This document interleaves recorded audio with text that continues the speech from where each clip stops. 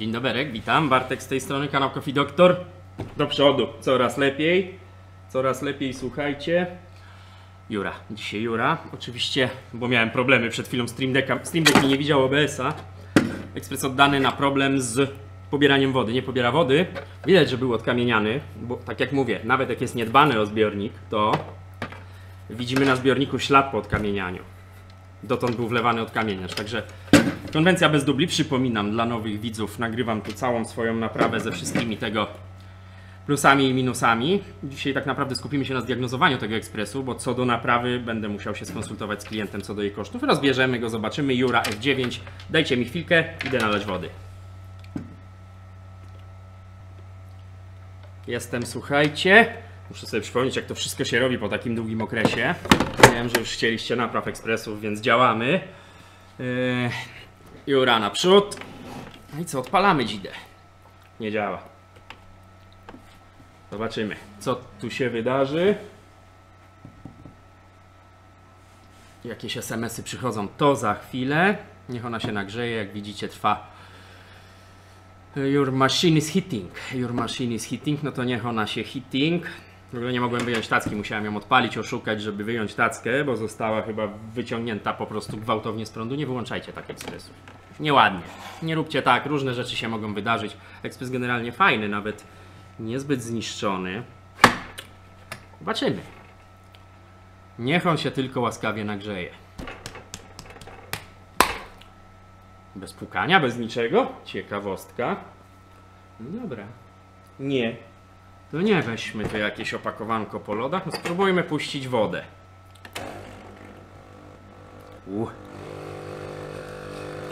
Czy on nie pobiera wody? No tak ciężko mu to idzie. Dobra, nie męczmy go, słuchajcie. Można by to było puścić ostrym odkamieniaczem w tej chwili, ale różne rzeczy się mogą wydarzyć. Dobrze jest mieć pogląd na środek tego ekspresu. To się bierzemy. Bierzemy się. Nie ma na co czekać. Nawet w miarę czysto, zobaczcie. Wracam do chwalenia i ganienia. To na bok. Wodę wyjmijmy, co by się na dzień dobry nie oblać. Wszystko tu jest ok. Zbiornik oczywiście do czyszczenia, ale to później. Kapucynator na bok. Ręcznik papierowy. No i zaczynamy kręcenie. Miejmy nadzieję, że śrubki w tym ekspresie nie są opędzlowane, bo byłoby niemiło. Od czego zaczynamy? Chyba tył, nie? Raz, dwa, trzy, cztery. Były już grzebane te śrubki, widzę. Zobaczymy, jak pójdzie. Sprzęt do zadań specjalnych, czyli jajeczko. Słynne jajeczko. No i odkręcamy. Ja jeszcze na antybiotyku, ale powiem wam, tak jak wczoraj na live'ie, bo nagrywam we wtorek, to bez dubli po live'ie, to sami chyba widzieliście, że ja jestem fizycznie tylko tutaj, ale mentalnie to byłem gdzie indziej, ale dzisiaj jest zdecydowanie lepiej. Nie wiem, czy to wynikało po prostu z pierwszego dnia po tak długiej przerwie. Wiecie, no wyleżeć się tyle w łóżku, ja to tak nie lubię, no ale próbowałem tu przyjść 2 razy.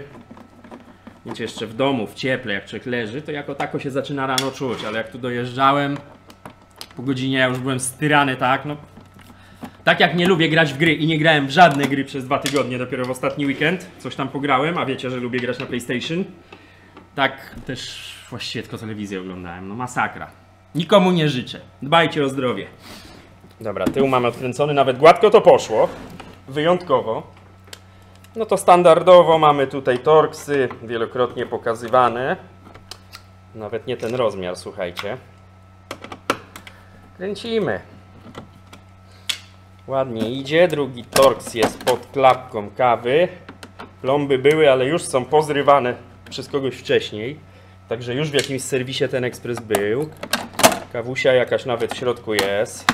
Klapka oczywiście standard w Jurach. Musicie bardzo uważać, ale praktycznie w każdej Jurze one są połamane. To jest tak delikatne. Klapka od wody już nie ma żadnego zawiasu. No co poradzisz? Chyba wszystkie śrubki, chyba że jeszcze jest torksik. Tu nie ma. No dobra, to w tym momencie według moich najśmielszych obliczeń góra nam powinna zejść. I tak się też dzieje. W Jurze nie musicie wysypywać kawy, ponieważ pojemnik na kawę zostaje w środku. No, tacka jak tacka, znaczy pokrywka jak pokrywka. Na bok. Lecimy dalej. Lecimy dalej. Ta kawa niech sobie tutaj, o tej kawie mówię. Ona tutaj nic się z nią nie stanie, aż możemy ją zebrać, bo już się przesypuje. Zatem ta kawa jest stara, więc chwila hałasu. Zamiast rozsypać ją na biurko, to ją odpuszczmy. To mamy odkręcone, no to ściągamy przede wszystkim boki. Boki nam idą do tyłu i to nie będzie proste.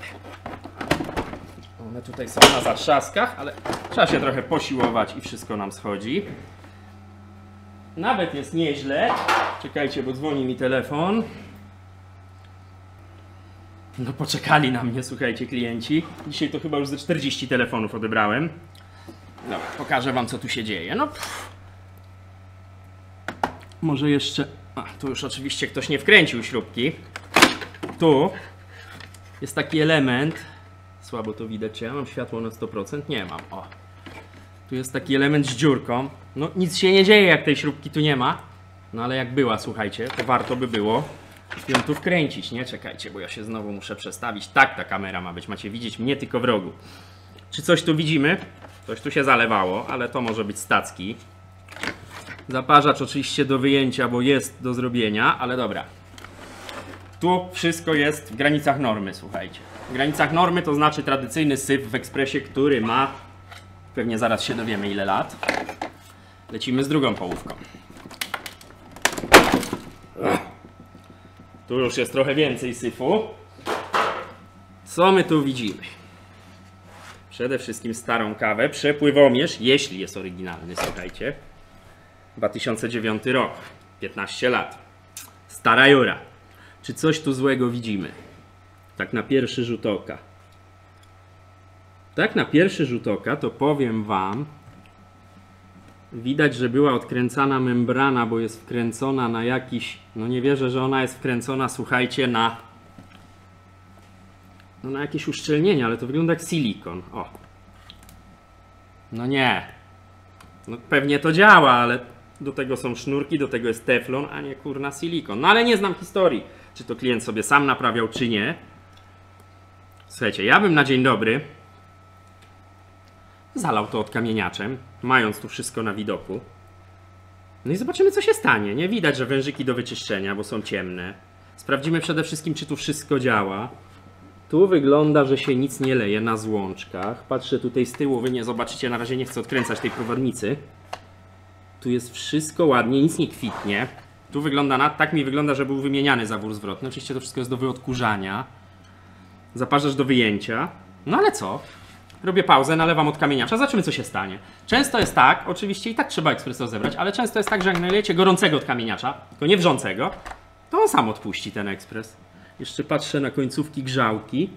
No nie no, 15 lat, słuchajcie. Pytanie, co tu było wymieniane. Na pompie akurat nie widać daty, bo jest schowana. Dobra, idę rozrobić odkamieniacza i zaraz wracam. Mamy to, słuchajcie, ciepły, parujący odkamieniacz. Tylko teraz tak, dobrze by chyba było sobie tutaj przygotować ekspres, żeby... Nie wdychajcie ciepłego odkamieniacza. Trzeba sobie przygotować ekspres, czyli włożyć z powrotem ten element. Żeby co? Żeby nam zbiornik nie latał. To jest element, który jest gniazdem zbiornika. Tu są takie dwie prowadnice, musi wam to ładnie wejść, żeby się dobrze trzymało. No hello! Tak, słuchajcie, wygląda proces diagnostyczny, to odpowiadając osobom, które do mnie dzwonią, mówią, wody mi ekspres nie pobiera. Co się stało? Zakamienił się, ale to niekoniecznie musi być to. Może pompa nie działa. Jako tako się to trzyma. Nic się nie leje. Więc wiecie, no, mimo szczerych chęci oraz braku czasu, ja nie jestem w stanie wam poradzić, co się stało w ekspresie, bez rozebrania go. No. Tak jak teraz to robimy. Ja go spróbuję jakoś tak przekręcić, żebyśmy widzieli i nie wywalić tego zbiornika wody. Zaraz sobie do napisu docisnę. Chociaż on się tu chyba dosyć stabilnie trzyma, tak? No i co pozostaje? Odpalić i patrzeć. Może jest przepływomierz zapchany. Na razie zrobimy to taką metodą. Zobaczymy, czy nic się nie leje. Najpierw odpalanie. Szczypią mnie wszystkie ryski na palcach od odkamieniacza. Tu postawimy mój cudowny żółty pojemnik. bo czemu nie? No i co? Myślicie, że ruszy? Co ona tam gada? Fill water, czyli nie widzi. O. No dobra. Ja go na razie manualnie pomęczę. Czyli wodę już widzi. Tak, żebyśmy cokolwiek widzieli. No i ognia tą gorącą wodę. Na razie się męczy, słychać, ale woda gdzieś idzie. Bardzo powoli. No ma problem. Select product. No to jeszcze, niech ten odkamieniacz dobrze wpłynie.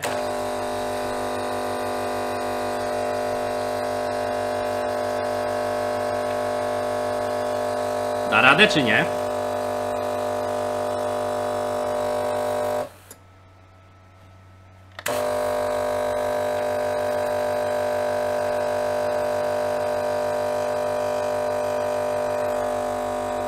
No, w wężyku ta woda stoi.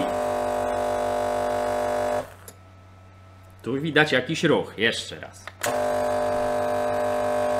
Pierwsze co sprawdzimy, to oczywiście przepływomierz. Dobra. Nie ma go co męczyć. Nie pobierze tej wody. Wyłączamy z prądu. Wyjmuję wodę, żeby zaraz nie mieć jej na sobie. I tu wyciągamy. Słuchajcie, to jest wężyk od zbiornika wody. Skoro to jest wężyk od zbiornika wody, no to wyeliminujmy ten element. Tylko teraz tak, jak tu jest mocowany ten przepływomierz, ale właściwie nie musimy wyciągać przepływomierza. Zróbmy tak, ściągnijmy z niego wężyk odpływowy. Wypnijmy go w ogóle, niech on nam tu nie przeszkadza. Czy on jest tu na wpince? Okej. Wciśnięty, więc możemy go wyjąć. Wypinamy wężyki, tu się trochę wody poleje, to normalne, bo w końcu w wężyku jest woda ze zbiornika, ale żeby nie zalewać, to tu podłóżmy. No i co, sprawdźmy przepływomierz. No jest w nim czarno, słuchajcie. Żeby nie zgubić, uszczelka została tu. Widzicie ten czarny osad w środku? Nie ma tragedii, ale czysty to on nie jest, słuchajcie. Od razu go czyścimy, a zaraz sprawdzimy, czy jest drożny. Bo to może być prosta usterka, oczywiście jak przepływomierz jest zapchany, to cała reszta ekspresu też jest do czyszczenia. Na razie tak z grubsza, on oczywiście pójdzie do wymoczenia. I kluczem jest wejście. Dobrze mówię wejście? Tak, bo wyjście jest u góry. Strzałki już nie widać taki brudny, no ale 15 lat. No jest przepływ. Widzicie, kręci się. Czyli z przepływomierzem jest ok. No to co teraz robimy? Teraz robimy coś, na co już trzeba zwracać uwagę. Tylko odbiorę telefon. Jestem. Porady. Będą live'y, słuchajcie, mówiłem o tym wczoraj, co prawda trochę chaotyczny był ten live, bo się nie czułem. Będzie raz w miesiącu live z poradami, będzie można się odezwać na tym live'ie. Wszystko wyjaśnię w przyszłym tygodniu, no bo wczoraj to był taki live, bo już sam się za wami stęskniłem, a i wy za mną chyba też tak pisaliście przynajmniej, więc no, był live, żeby pokazać, że już prawie żyję i tyle. Co robimy dalej? Musimy włożyć oszusta, ponieważ nie włożymy teraz zbiornika, bo wężyki są luzem. Więc, słuchajcie, tutaj widzicie, przepływomierz jest na takiej, zapomniałem o tym. Jak się go włoży, to od spodu się go kontruje takim pierdzielniczkiem. O. No ale to się nic nie stało, po prostu go wypiąłem, zresztą tak się to wypina. To jest tak na wcisk. Żeby ekspres myślał, że ma wodę, tu macie czujnik wody, jakikolwiek magnes, może być nawet taki z lodówki. To jest akurat jakiś tam z jakiegoś ekspresu wyjęty turbowego. Czekałem, słuchajcie, i się doczekałem. Mam zapisane przy tym kontakcie, że pan lubi zawracać głowę. Pan raz zadzwonił, coś tam z nim pogadałem, przed chwilą zadzwonił drugi raz, kolejne pytania, jakieś symbole płyt. Słuchajcie, ja naprawdę nie mam na to czasu, ja się tym nie zajmuję. No i co? No i mi pocisnięto, że jestem ham. Dzień dobry, Coffee Doktor, ham. Pozdrawiam cię, widzu i słuchaczu. Naprawdę, no. Słuchajcie, drogi widzu, ja z tego żyję. Ja nie będę udzielał porad płatnych, bo nie mam na to czasu, bo taką sugestię też otrzymałem. I tyle, słuchajcie. Jak ktoś tego nie rozumie. Wiem, zawsze mi to piszecie, ale Szkoda gadać. Dobra. Wybiło mnie to z rytmu. Może trzeba zrobić jakieś porady płatne. 1000 euro za godzinę. Nie mam na to czasu, słuchajcie, bo to ja znam firmy, które robią takie porady płatne. To się nazywa diagnostyka online. Ale ja naprawdę nie mam na to czasu, ani nie chcę tego robić. Będzie Discord, to o czym wczoraj wspominałem. Będzie raz w miesiącu live taki, gdzie będzie można podpytać. Ale to też nie jest tak, że wiecie, dzwonicie do mnie i... Bo jest takie, ja mam płytę o oznaczeniu M, a mogę kupić płytę o oznaczeniu E, czy to będzie działać? Ja nie wiem takich rzeczy. Nie, a nawet gdybym wiedział, to wam nie powiem, bo już raz poradziłem, mówiłem o tym kiedyś w Siemensie i człowiek do mnie zadzwonił, że mu źle poradziłem z pretensjami. Ok, co robię? Wyeliminowałem zbiornik, położyłem oszusta, czyli magnes, który oszuka czujnik. Przy okazji mam jakiś wbity drucik w palca. No ale trudno. Później pensetką go wyciągnę, mam nadzieję, ale kłuje? Spróbujemy pomóc trochę temu ekspresowi. No to co, prąd.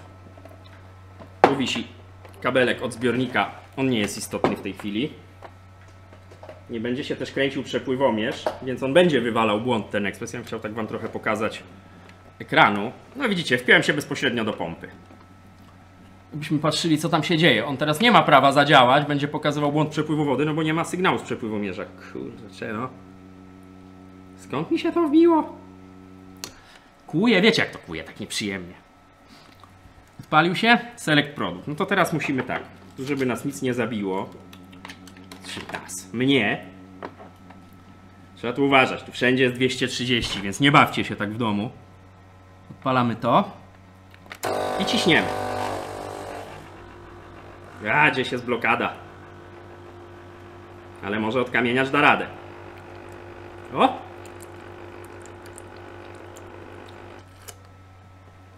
Dajmy mu popracować chwilę. Ciekawe, ciekawe. Musimy tam wpuścić odkamieniacza i dać mu czas. O, chyba działa odkamienianie. Widzicie, para.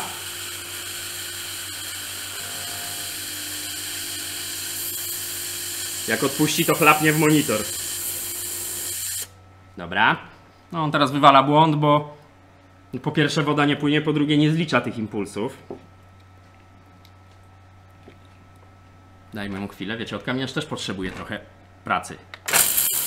Widzicie? Jak on pracuje, odkamieniacz, jak rozpuszcza kamień, to generują się gazy. Jeszcze jednej rzeczy nie sprawdziłem. O! Powinienem to robić w okularach, wiem. Ale jest drożne raczej. No dobra, odkręćmy, bo czasami jest ta końcówka zapchana.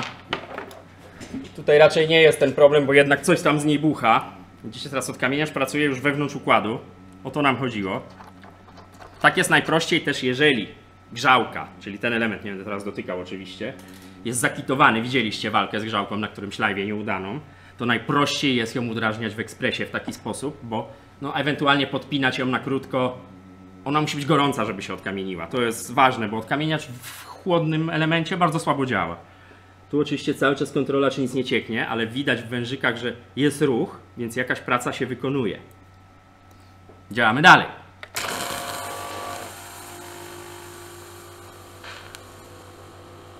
Ja tu tylko wytwarzam ciśnienie.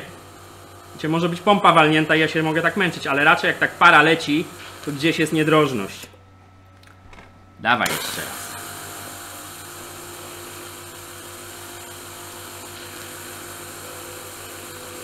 Też nie za mocno ściskajcie, bo pozrzuca wężyki. No i trzeba mu teraz dać chwilę. Jeszcze chwilę się pomęczymy. Jeśli nie odpuści, to zrobię pauzę. Poczekam oczywiście, bo to musi popracować. No i wrócimy do tematu, jak to postoi z 15 minut. No ale jeszcze... Tylko muszę sobie chyba dobrać odkamieniacza? Nie, nie muszę. No to jeszcze raz.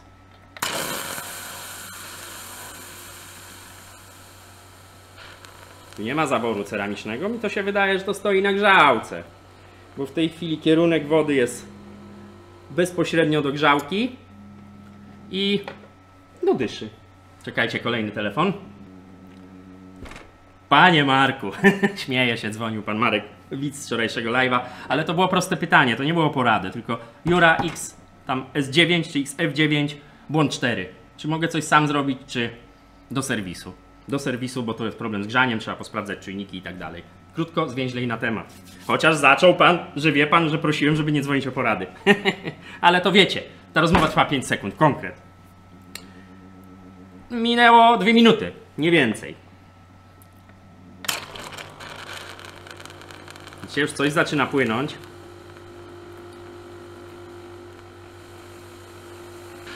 Ważne, że jest przepływ, słuchajcie. Dlatego paruje, bo tej wody na tyle mało przepływa przez grzałkę, że no, że ona zdąży wyparować. Po prostu grzałka jest na jakiś tam przepływ nastawiona, tak?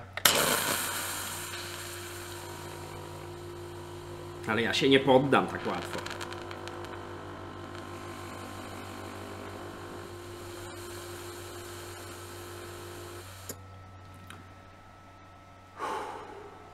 Jeszcze ze 2 razy, słuchajcie, i robię pauzę, bo to nudne się stanie takie sprawdzanie, ale widzę, że już w obu wężykach zaczyna pracować woda. Złączka wlotowa, złączka wylotowa. Zawór zwrotny, może on trzyma? No nic, na razie jeszcze 2 razy.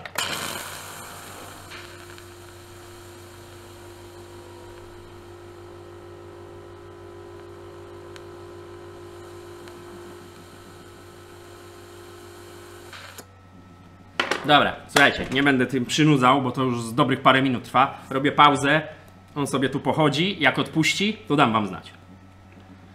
Dobra, słuchajcie, ostatnia próba, jak nie pomoże, bo tu jest elektrozawór, teraz pomyślałem na tych 2 śrubkach, jak nie pomoże, to kręcimy, zobaczymy, czy problem jest w grzałce, czy problem jest w elektrozaworze. Widzicie, jest lekka poprawa. Słychać, jak strzela ten elektrozawór.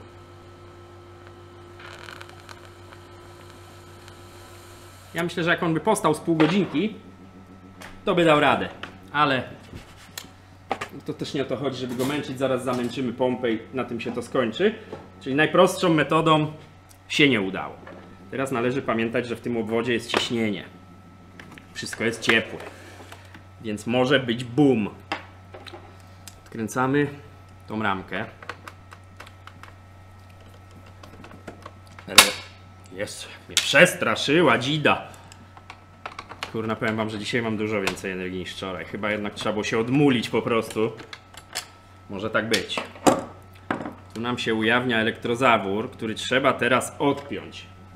I do tego przydałby się strój płetwonurka. No ale że nie mam stroju płetwonurka, to odepniemy to w ten sposób, tylko trzeba zasłonić siebie. Czyli może nie wybuchnie. Może tu będzie prościej. Uwaga! A, dobrze przewidział. Ale nie było tragedii. Nawet nic nie pozalewało. Teraz ja bym... Właśnie, sprawdźmy, czy to jest problem z grzałką. Czyli wypnijmy się z elektrozaworu.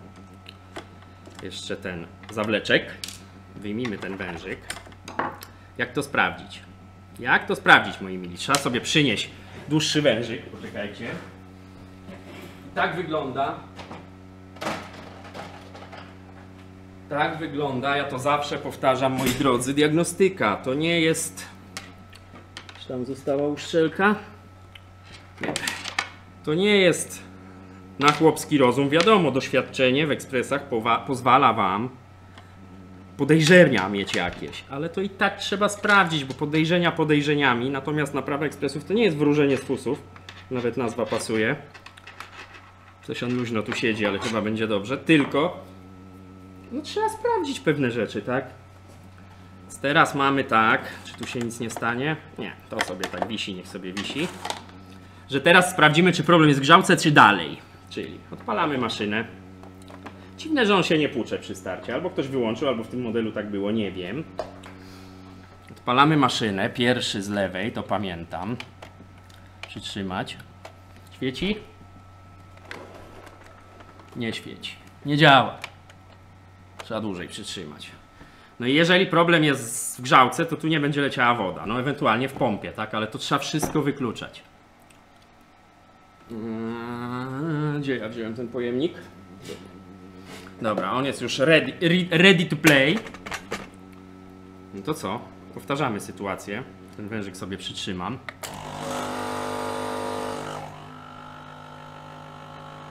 Problem jest w grzałce, widzicie?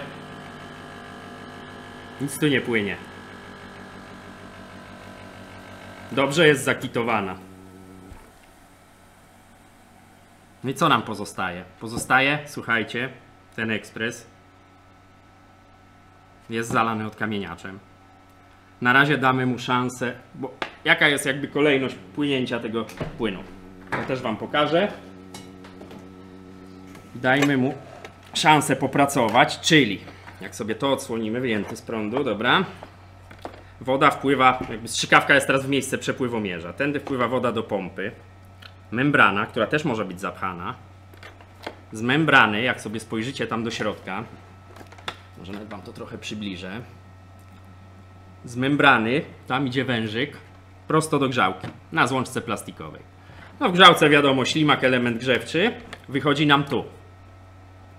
I teraz, dlaczego jest tu trójnik właściwie? Bo jeśli mamy zamknięty ten elektrozawór, który odpowiada za spieniacz, jeśli mamy go zamkniętego, to wtedy woda przez zawór zwrotny idzie tym wężykiem tam do zaparzacza, do wlotu zaparzacza. Wtedy parzy się kawa. Czyli po prostu tu ma odciętą drogę tędy. Natomiast jeśli wciskamy ten przycisk spieniania, no to ten zaworek trzyma jako tako do pewnego ciśnienia, więc woda znajduje sobie, czy para, zależy czy spieniamy, znajduje sobie łatwiejsze przejście tędy, ponieważ ona cały czas pracuje, ponieważ elektrozawór jest otwarty, no i ładuje nam, bo z elektrozaworu ten wężyk idzie bezpośrednio tu. Cała filozofia. A jest data na cewce? Nie, na cewkach nie ma dat. No i teraz co? Ja mu daję pooddychać tym odkamieniaczem. No i zobaczymy. Zobaczymy, co będzie dalej, także zostańcie.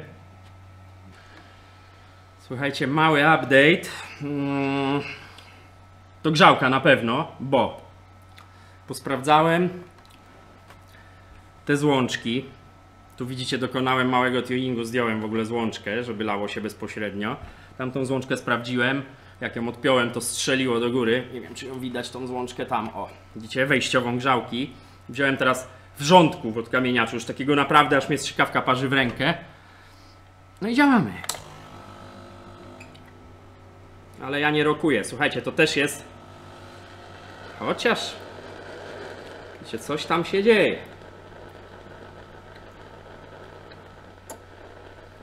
Ta woda, wy nie widzicie, ona taka brązowa kapie. Tylko tu się pojawia, słuchajcie, takie pytanie. Ile walki warta jest ta grzałka? Ponieważ jak mówią tak porządnie, a to jest naprawdę tutaj stężenie chyba 30% od kamieniacza w proszku. Czy taką grzałkę warto ratować? Jeśli nie odpuści w ciągu najbliższych 15 minut, ja ją jeszcze, jeśli teraz nie odpuści, zostawię, to idzie do wymiany, bo wymęczone tak grzałki potrafią strzelać, a trzeba dać na to gwarancję, więc no chciałbym wam to pokazać, bo udawało mi się wielokrotnie te grzałki odratować. Ona ma jakąś tam delikatną drożność. Jak widzicie zresztą, paruje z tego wężyka, a ja to wszystko wdycham.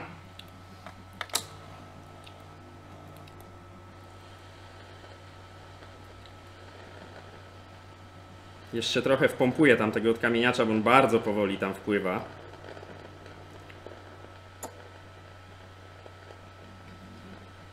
Odpuścić da, czy nie? Dajemy dalej. Póki odkamieniacz gorący, już mnie cała ręka parzy. No to jest tak, że tak będzie parować, aż nagle puści.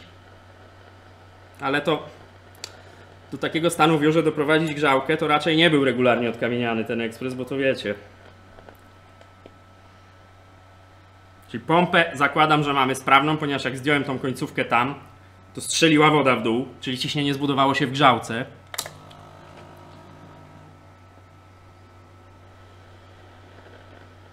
No cały czas leci para, czyli ten przelot malutki, jakaś dziurka jest.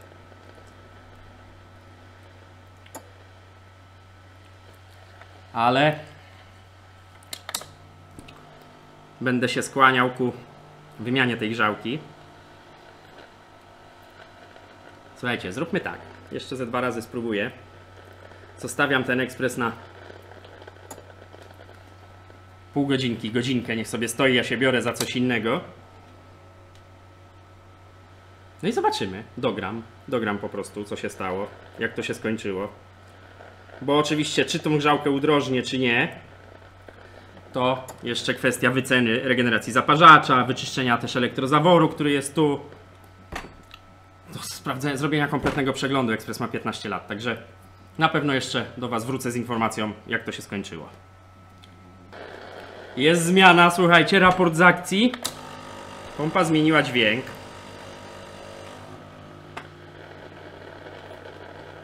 Brązowa woda kapie, widzicie? Ale jest poprawa.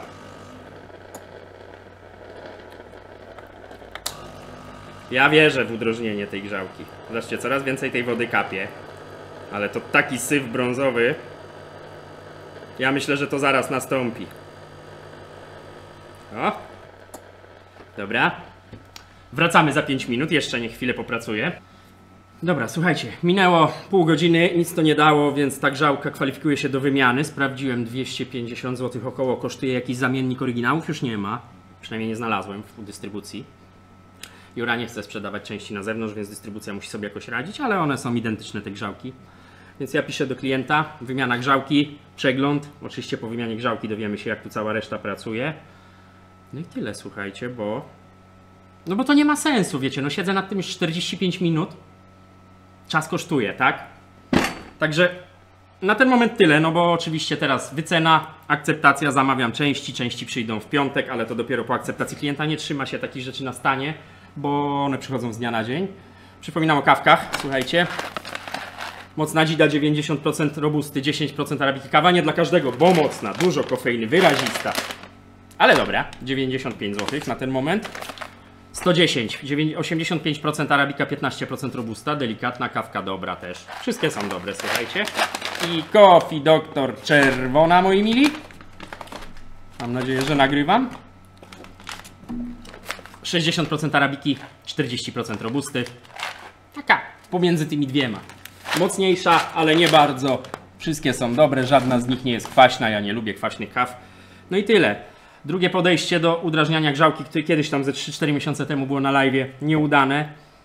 Pojawia się pytanie, czy warto o nie walczyć. Powiem Wam tak, ostatnio jakiś niefart, ale dużo tych grzałek mi się udało udrożnić w ciągu 10 minut. Ja go jeszcze postawię, wyślę wycenę do klienta. Gdyby się udało udrożnić tą grzałkę, to się zastanowię, bo jak ją tak mocno męczymy, a słuchajcie, tu mam naprawdę mocny roztwór tego Kamiksu, bo tu wsypałem połowę tego proszku, co jest wody. To jest taki już ratunkowy. No ta grzałka mogła dostać i wiecie, jej udrożnienie, nawet jak się uda, jak to postoi przez noc, to potem może się skończyć tym, że ona pęknie gdzieś w środku, ten element przepływowy z nierdzewki, zrobi się zwarcie, no a zwarcie to nigdy nic bezpiecznego. Tyle, moi mili. Po powrocie pierwsze bez dubli. Miłego dzionka życzę, w sobotę film, w poniedziałek live. Przypominam, przełożony live urodzinowy kanału, bo dokładnie chyba dzisiaj mija rok od opublikowania pierwszego filmu przeze mnie. Pośmiejemy się w poniedziałek trochę z tych pierwszych filmów, pogadamy, coś naprawimy. Także mówił do Was Bartek, kanał Coffee Doctor. Pozdrawiam, trzymajcie się, cześć.